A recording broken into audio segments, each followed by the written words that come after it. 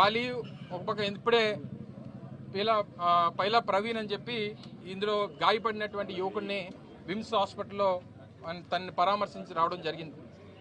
ప్రత్యక్ష సాక్షి ఆ అబ్బాయిని అడిగాం, ఏం జరిగింది, ఎలా జరిగింది ఏంటి అని అంటే క్లియర్ చెప్పాడు. సార్, పెద్ద గాలి వేసింది, గోడ ఫ్లెక్స్ ఊగినట్టు ఊగింది సార్.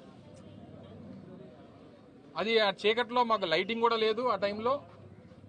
అది గోడో లేకపోతే ఫ్లెక్సో ఏంటో తెలియలేదు.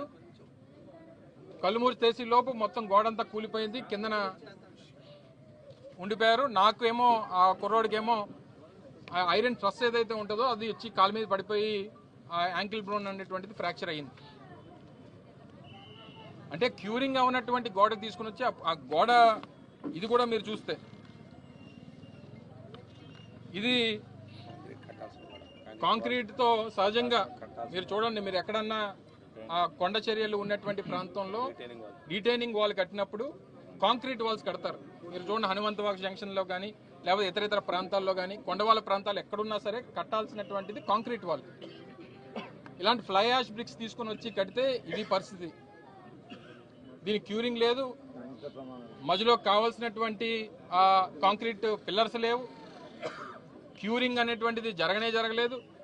దానికి తీసుకొని వచ్చి ఐరన్ ట్రస్లు అన్నీ కూడా తీసుకొని వచ్చి ఏర్పాట్లకు సంబంధించినటువంటివి అన్నీ ఇదే గోడకి వారు కొడితే దీని నాణ్యత ఇది. ఆ చుట్టుపక్కల ఉన్నటువంటి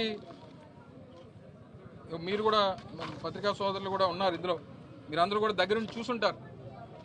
ఈ పక్కన ఉన్నటువంటి ఏర్పాట్లకు సంబంధించినటువంటి ఏదైతే పెండాల్స్ ఇవన్నీ కట్టారో దీనికి సంబంధించినటువంటి సపోర్ట్ అంతా ఈ గోడ మీద పెట్టారు.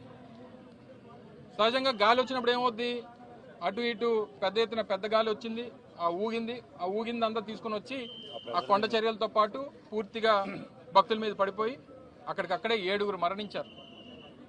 పాప ఆ కుటుంబ సభ్యుల తాలూకా రోదన చూస్తే వాళ్ళని ఎవరు ఓదార్చేటువంటి పరిస్థితి లేదు. 30 ఏళ్ల కుర్రవాడు, 27 ఏళ్ళ ఆయన భార్య, ఆ భార్య తల్లి, వాళ్ళ మేనత్త, 2 యువకులు, అంబాజీపేటకు సంబంధించినటువంటి 2 యువకులు, ఒక స్టీల్ ప్లాంట్లో పనిచేస్తున్నటువంటి ఒక ఎంప్లాయ్.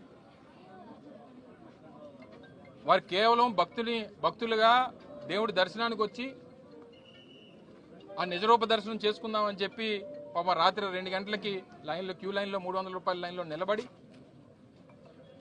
చేస్తే ప్రభుత్వం కనీసం